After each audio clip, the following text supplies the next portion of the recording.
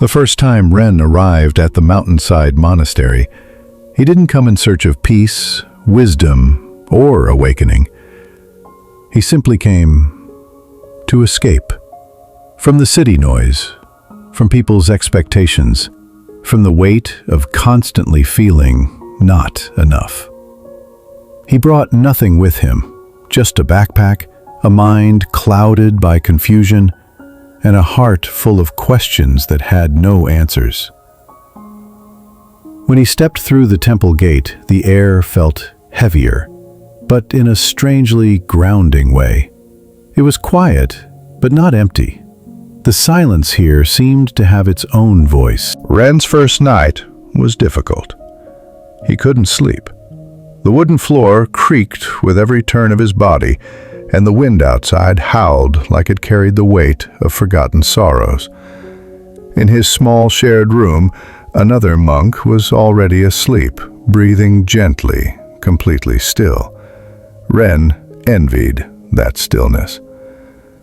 He closed his eyes, but instead of rest, memories came rushing in.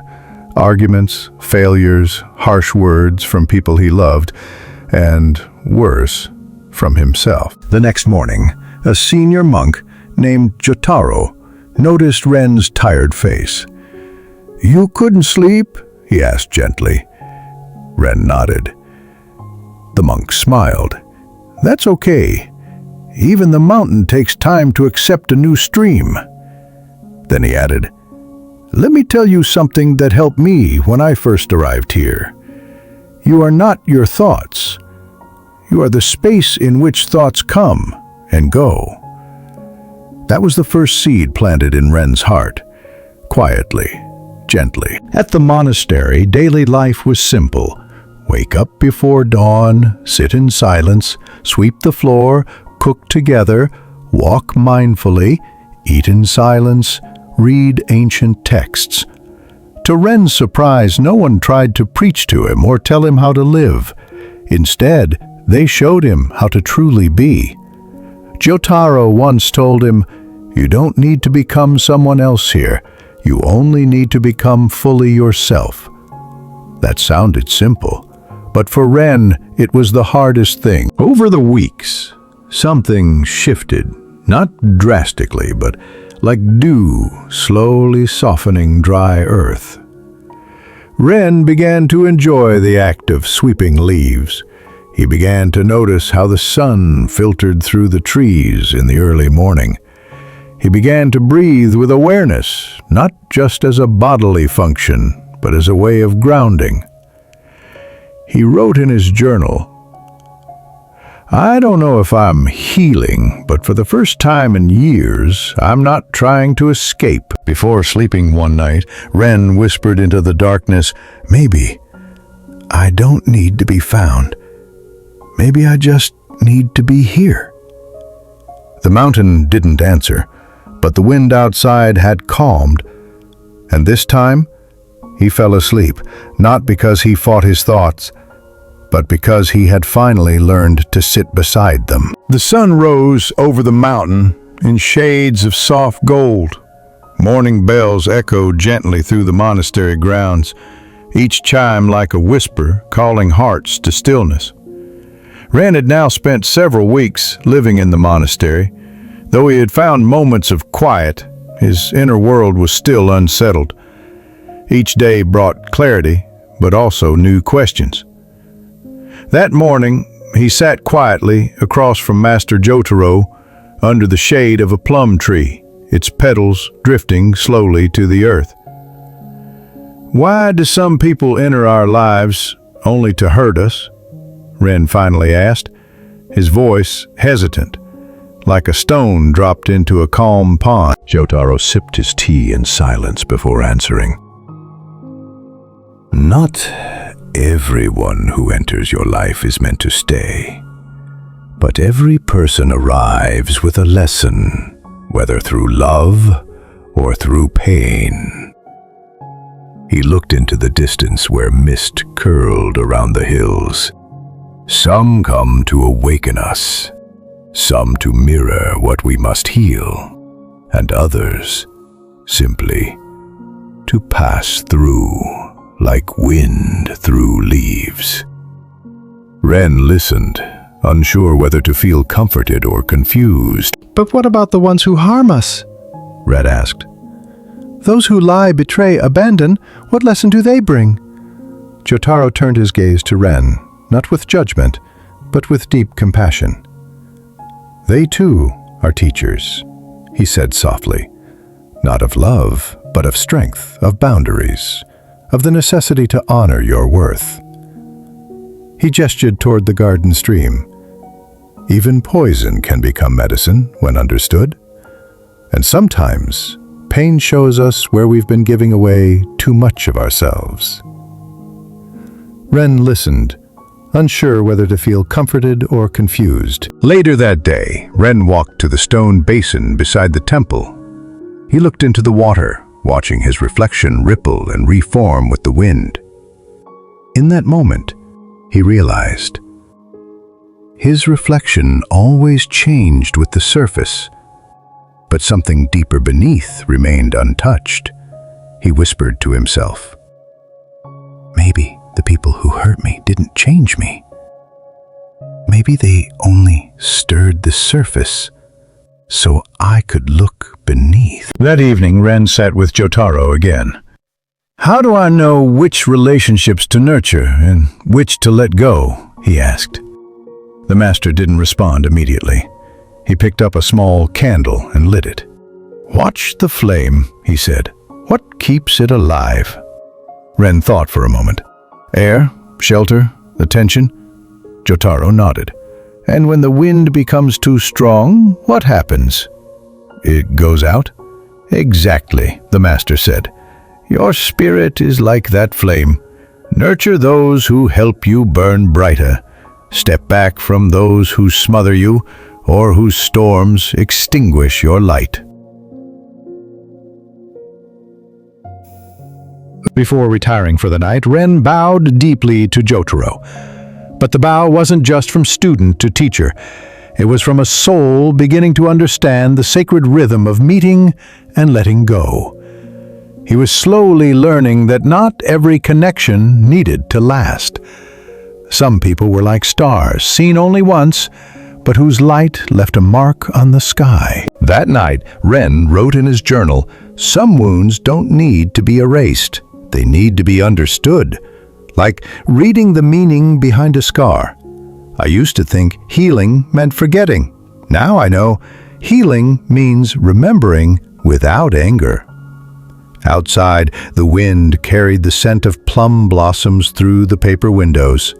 And Ren slept, not in fear of who would come or leave, but in peace with the truth that all arrivals and departures serve a purpose. Autumn arrived quietly in the mountains, as if carried by a single crimson leaf, landing gently on the temple roof.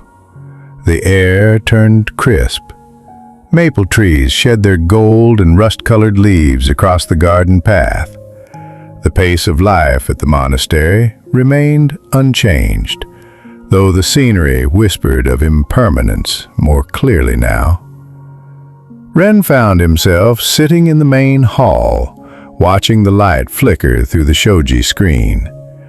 Beside him sat Noru, a senior monk known for his calm presence and subtle insight. "Why is it that the people closest to us often cause the most confusion?"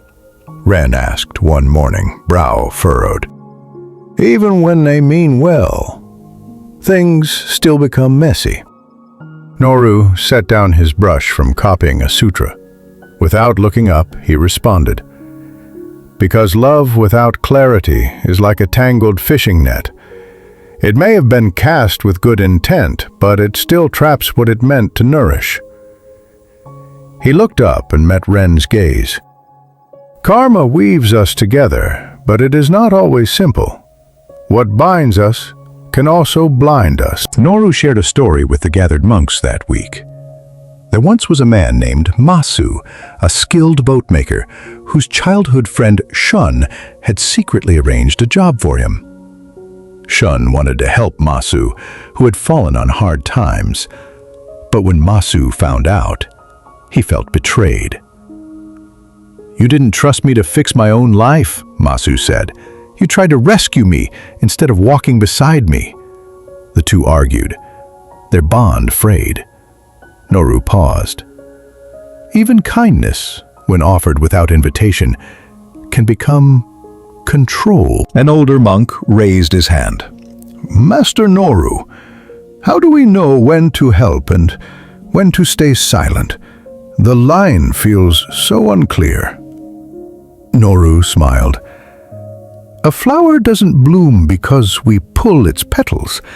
It blooms because we create space and give it sun." He continued, "If someone hasn't asked for help, your duty is to listen first, not fix. Wisdom is knowing that even your purest intentions can become harmful if they ignore another's readiness." Ren reflected on moments in his own life when he'd tried to force outcomes or protect others from pain. In doing so, he often ended up denying them the growth found through experience. Later, during evening tea, Noru shared another story. A man once found a butterfly struggling to emerge from its cocoon.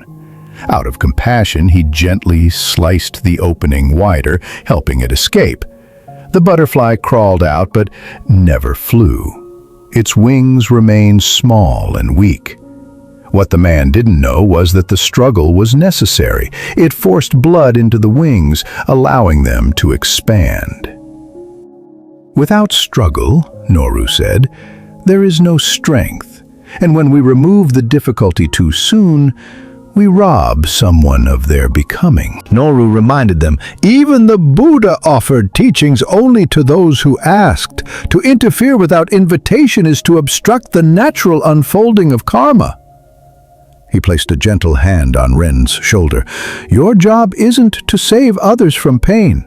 It's to stand with them, ask, 'How may I support you?' and accept that the answer may be, 'You cannot.'" That night, Ren sat in stillness by the garden, watching a line of ants carry food back to their nest. He didn't move to help them or clear their path. He simply observed, breathing with their rhythm. In his journal, Ren wrote, "Compassion isn't control. Love isn't rescuing. Wisdom is offering presence, not pressure. If I truly care, I will ask first, 'Do you want me beside you? Or do you need space to walk alone?'" A leaf drifted down and landed on his page. Ren let it stay. He was learning the delicate art of not interfering with what is still unfolding. As autumn deepened, the wind turned colder, the leaves more brittle. Ren's days became quieter. His time at the monastery had taught him the value of silence, but some silences still unsettled him. One afternoon, during walking meditation in the outer gardens, he found himself beside Hogi, a soft-spoken monk who spent most of his time tending to the grounds. They walked slowly, saying nothing, until Hogi suddenly stopped and pointed at a young tree. A vine had wrapped tightly around its trunk, climbing upward in slow, silent conquest. "Do you see?" Hogi asked. "The tree is still alive," Ren said. "Yes," Hogi replied. "But if left alone, it won't be for long." That evening, Hogi invited Ren to sit with him beside the lantern-lit garden path. "Manipulation is not always loud," he said. "It's often a slow constriction. Like that vine," he leaned forward. "Some people will distort truth gently, make you question your memory, your feelings, even your reality." Ren listened carefully. It resonated too deeply to ignore. "You may find yourself shrinking," Hogi continued, "not because someone directly harmed you, but because you were slowly taught to doubt your own light." Another monk, Shara, joined them. She shared how for years her boundaries were dismissed by those closest to her. When I said no, they heard not yet. When I said stop, they called me difficult. She looked down. I used to think I was overreacting. Now I know I was being silenced. Hoagie nodded. Disrespect wears many masks. Sometimes it appears as charm, sometimes as family. But when someone consistently crosses your limits, they are telling you that your well-being is less important than their comfort. Ren asked, "So, how do we set boundaries without becoming bitter?" Hoagie smiled. "Begin by naming them. Not to accuse, but to express your needs." He offered 3 simple steps. Use clear, non-blaming language. Say, "I'm not comfortable discussing this topic," instead of, "You always make me upset." Limit exposure to what your heart can bear. Shorter visits, defined spaces, or having allies nearby. Practice emotional detachment, not coldness, but the wisdom of knowing you cannot fix someone who doesn't want to change. A few days later, Ren met Hoagie again. This time his heart was heavy, not with others, but with himself. "I've realized the voice that questions me most often isn't from someone else. It's inside me." Hoagie looked at him gently. "Many of us carry the voice of old manipulators in our own thoughts. But the Buddha taught, be a refuge unto yourself." Ren sat in silence, absorbing the truth. "So I must set boundaries with myself too?" he asked. "Exactly," Hoagie said. "You must notice the patterns, question the critic, and speak to yourself with the same clarity and compassion you'd offer a dear friend." That night, Ren walked alone beneath the pine trees. The wind rustled above him like 1,000 whispered prayers.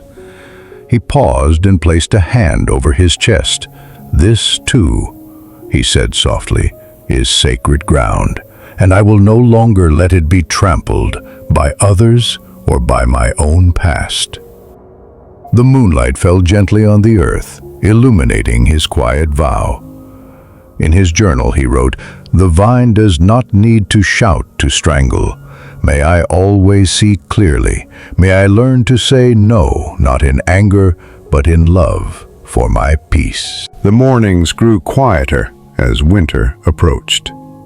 Ren often found himself rising before the bells, wrapped in a shawl, gazing out across the valley from the edge of the stone bench.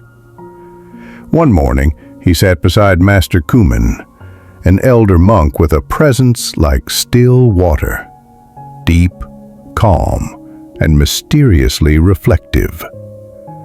Ren looked uneasy.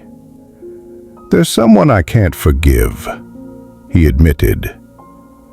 "Then we begin there," Kumen said gently, "with what still binds you.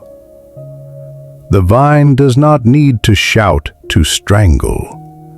May I always see clearly.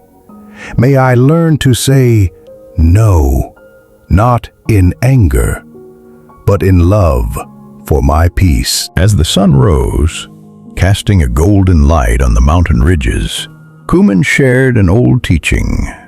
Holding on to anger is like grasping a hot coal with the intent to throw it. You are the one who gets burned. Ren was quiet.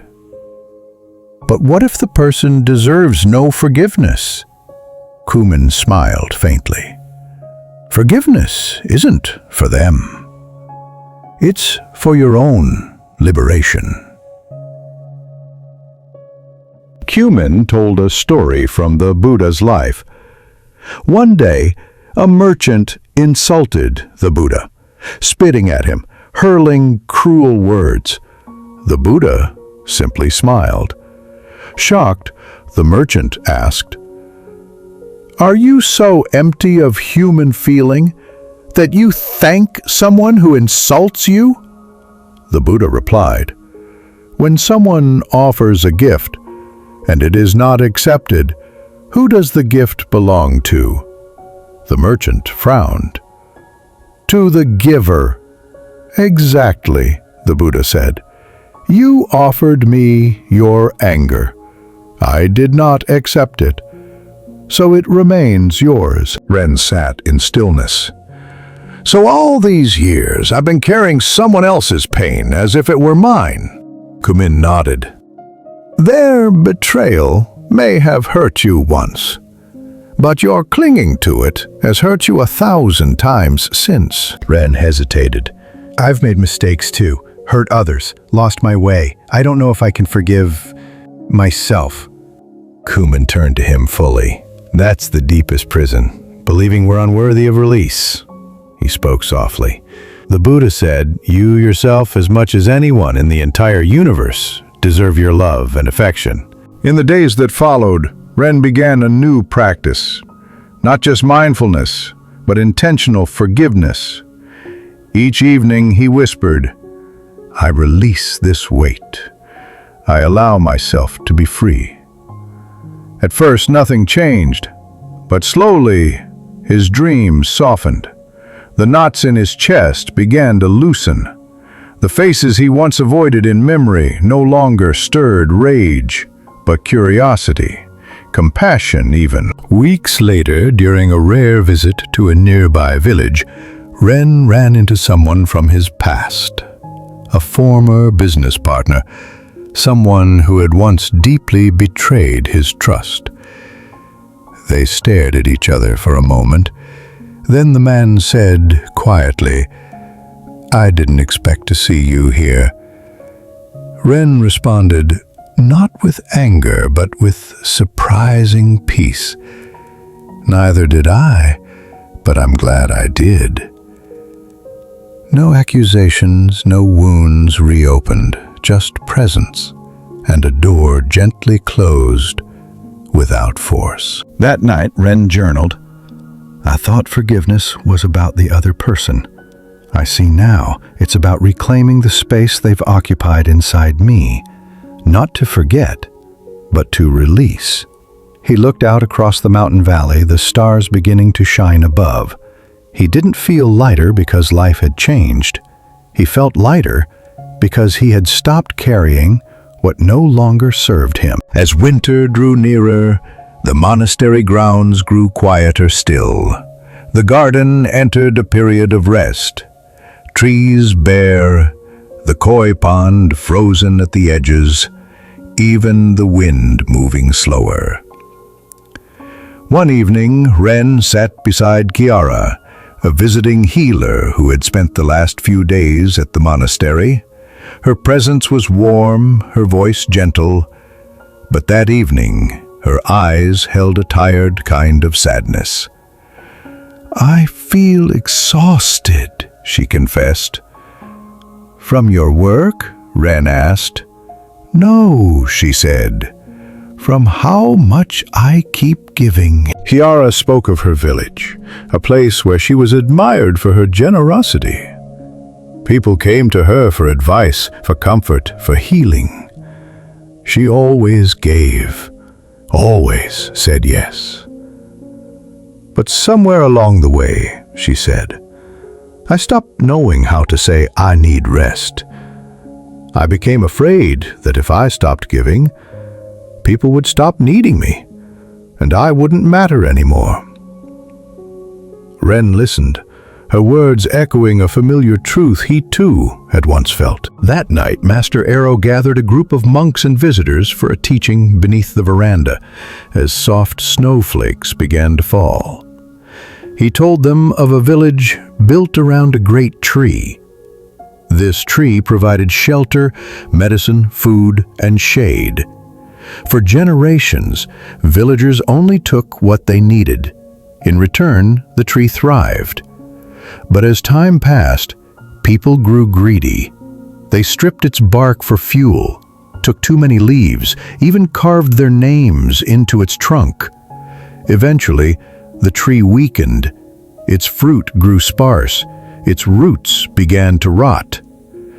When we give without care for balance, Arrow said, we destroy the very source we wish to nurture. Kiara asked, so how do we give without losing ourselves?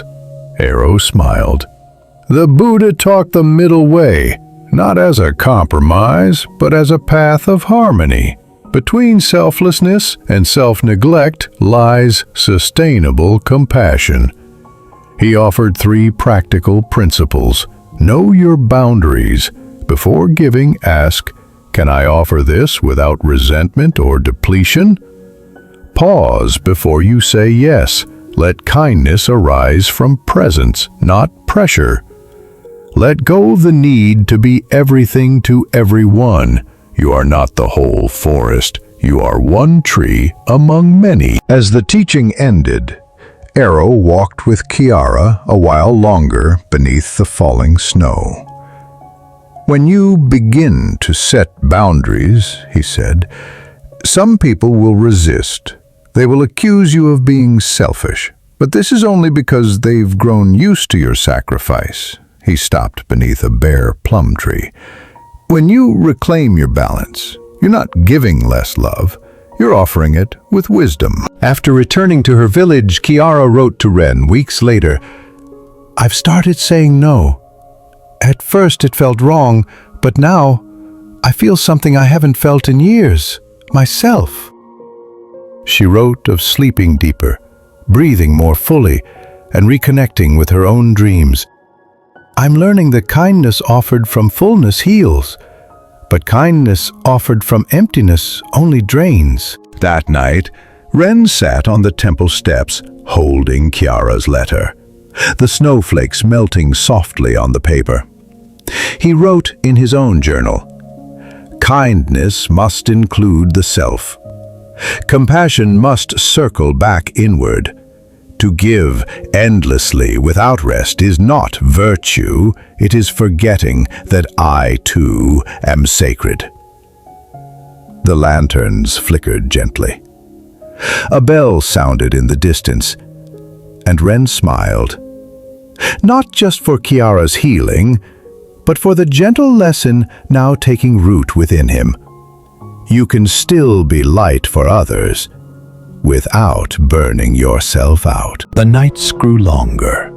The fireflies that once danced in summer's warmth had disappeared into the silence of winter.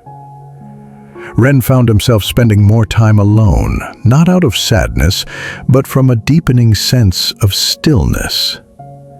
He had come to the monastery seeking answers from others. Now he was beginning to listen to his own inner voice.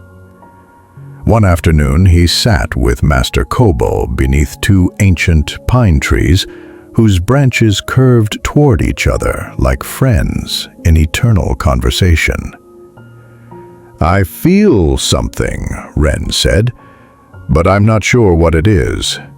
I'm not lonely, but I'm also not surrounded. I have very few friends now. Kobo smiled. That may be a sign of spiritual maturity, he said. Not everyone walks with you to the mountaintop. Kobo spoke of a common misunderstanding. We're told more friends mean more happiness. But the truth is, connection thrives in depth, not volume. He paused. A shallow pond warms quickly, but also dries quickly. A deep lake takes time to fill, but it holds through all seasons. Ren thought of his life before the monastery. Always surrounded, yet often feeling unknown. Since arriving here, he'd formed only a handful of close connections, but those few had changed him profoundly. Kobo continued, when you invest in fewer relationships, you can give more fully. You learn to listen longer, forgive deeper, stay present. He shared how his own closest friendship had grown stronger through distance.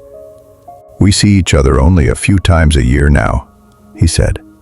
But each meeting is filled with real conversation, not just noise. That evening, a night bird cried from the trees. Its song was lonely, but also beautiful. Ren looked up and said quietly, "I used to think being alone meant something was wrong with me." Kobo shook his head. "Solitude is sacred. It is the space where the soul remembers itself. The world may praise extroversion, but the inner path favors stillness." Kobo warned of another common trap. "Beware the idea that you must fit the shape others expect of you. Not all lives are meant to be crowded. Some are meant to be spacious, like a temple."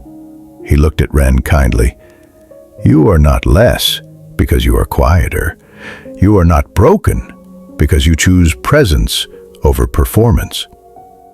That night, Ren wrote in his journal, "I no longer measure my life by how many people I know, but by how deeply I allow myself to be known."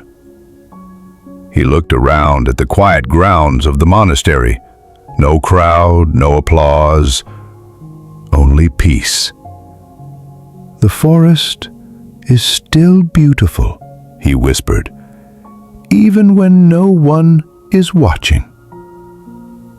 The wind stirred gently through the pines, like an unseen hand blessing the soul that had finally come to rest in its own company. The stars above the monastery began to shine earlier with each passing evening. Winter's quiet wrapped the mountain like a heavy robe, and the monks moved with even more intention. Each footstep, each breath, a silent prayer. Ren now spent most of his evenings in contemplation. But one night, as he sat with Master Kumin in the candlelit garden, old memories began to stir like ghosts summoned by the cold. "I thought I had made peace," Ren admitted, his voice nearly lost in the wind. "But when I sit quietly, the past visits me, uninvited and full of pain." Kumin looked toward the moon. "Then it is time to meet it properly," he said. "Not with fear, not with resistance, but with the understanding that only when the past is truly seen can it be gently released." Kumin asked, "Whose faces return to you most often?" Ren closed his eyes. "My former business partner who cheated me, a childhood friend who betrayed a confidence, my father who never offered the approval I so desperately sought." Kumin nodded with quiet empathy. "It is not surprising. These are not just people. They are symbols of the wounds we still carry." He paused before asking, "And yourself? Have you forgiven the one person who knows all your mistakes?" Ren opened his eyes, startled. "Myself?" he whispered. I don't know." Kumin leaned forward, the flame from the nearby lantern lighting his features softly. "Many of us carry the idea that we should have known better, done better, been better. But clinging to regret is like walking with a stone in your shoe. It doesn't teach you anything. It just hurts." He smiled gently. "The Buddha taught that forgiveness begins within. You must offer to yourself the same compassion you seek from others." Kumin shared a well-known story, one Ren had heard before, but now understood differently. A merchant once insulted the Buddha, attempting to provoke him, but the Buddha remained calm and said, "If someone offers a gift and you decline to accept it, to whom does the gift belong?" "To the giver," the merchant replied. "Exactly," said the Buddha. "You offered me anger. I chose not to accept it." Ren sat in silence. The simplicity of the story held immense power. "So much of my pain," he said slowly, "was never truly mine. I accepted what should have been returned." Days passed. Ren began a quiet ritual each evening, lighting a small candle, naming one old wound and softly speaking to it. I see you. I forgive you. I release you. Some nights he felt nothing. Others, tears fell without force, like snow melting from a roof that no longer needed to hold the cold. He began to see even the people who hurt him as teachers, not because they were right, but because their impact had led him here, to stillness, to clarity, to awakening. Weeks later, during a brief journey to the city, Ren met again with the business partner who had once betrayed him. He didn't seek an apology. He didn't rehash old accusations. Instead, he said, "I'm here to close that chapter. I no longer carry it." His former partner seemed confused at first, then relieved. "Thank you," the man said, though his voice carried the weight of confusion more than understanding. Ren smiled softly. "I'm not doing it for you," he replied. "I'm doing it for my freedom." That night, back at the monastery, Ren walked to the familiar bench overlooking the valley. He opened his journal and wrote, "Forgiveness is not forgetting. It's remembering without pain. It's honoring the lesson without carrying the scar." Above him, the stars glowed like lanterns guiding the weary home. Ren breathed deeply, sensing how much lighter his heart had become, not because life had changed, but because he had chosen to stop dragging the past behind him. He looked up and whispered, as if to the wind itself, "I am no longer at war with what was. I am at peace with what is." The first blossoms of spring began to show, delicate signs of life returning after months of silence. Buds clung to tree branches like small promises, and Ren could feel his own soul stretching quietly toward the light again. Yet with renewal came questions. One morning, seated across from Master Arrow beneath the old veranda, Ren spoke with uncertainty. "I've learned to forgive. I've learned to protect my peace. But now I wonder, is there such a thing as too much compassion?" Arrow raised an eyebrow with a soft smile. "Yes," he said, "when compassion turns into self-erasure." Arrow shared the story of a parent in a distant village, someone who gave endlessly to their family. They worked 2 jobs, skipped meals, rarely rested, and always said yes. They were praised for their sacrifice, Arrow said. But in time, their body failed them, and the very people they cared for suffered even more from their absence. Ren felt the lesson settle deep in his chest. So, overgiving can actually harm the people we're trying to help. Precisely, Arrow nodded. True compassion includes you. They sat in silence for a moment, watching the plum blossoms stir in the breeze. The Buddha taught the middle way, Arrow said, not only in belief, but in behavior. Between complete self-sacrifice and cold indifference lies the balanced heart. Ren asked, "But how do I find that balance, especially when people expect so much?" Arrow offered these steps.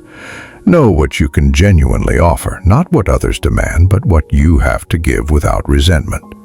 Establish healthy boundaries before fatigue sets in. Recognize your needs as valid, not selfish, but essential. Expect resistance. When people are used to your constant giving, they may call your self-care selfish. Let them, Arrow said. That's not your burden to carry. Kiara, the healer from before, returned briefly to the monastery. She had spent the last months implementing the teachings of balance.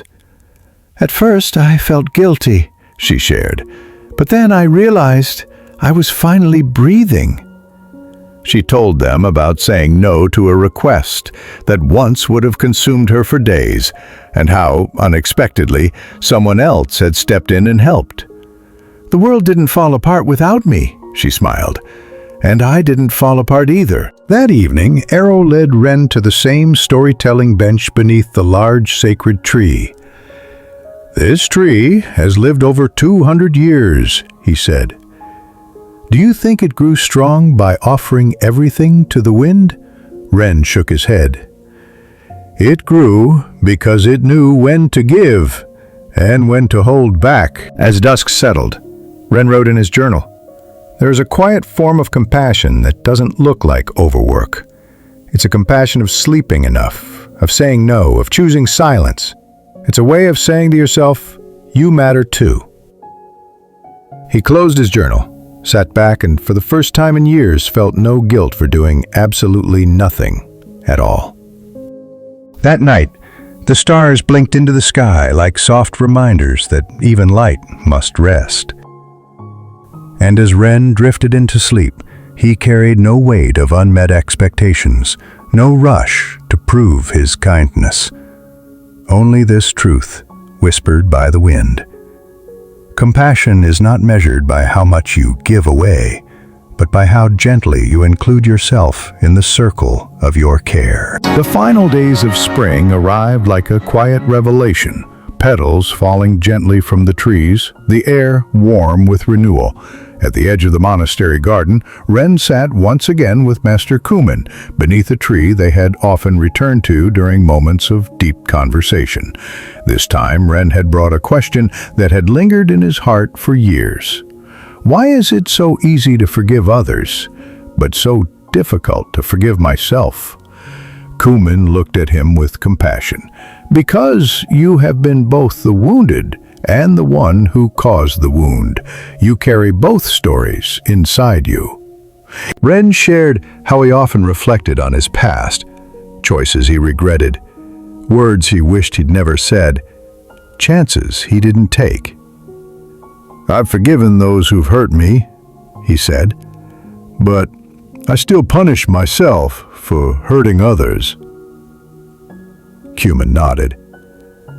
"Self-forgiveness is not forgetting what you've done. It's remembering who you were and allowing yourself to grow beyond it."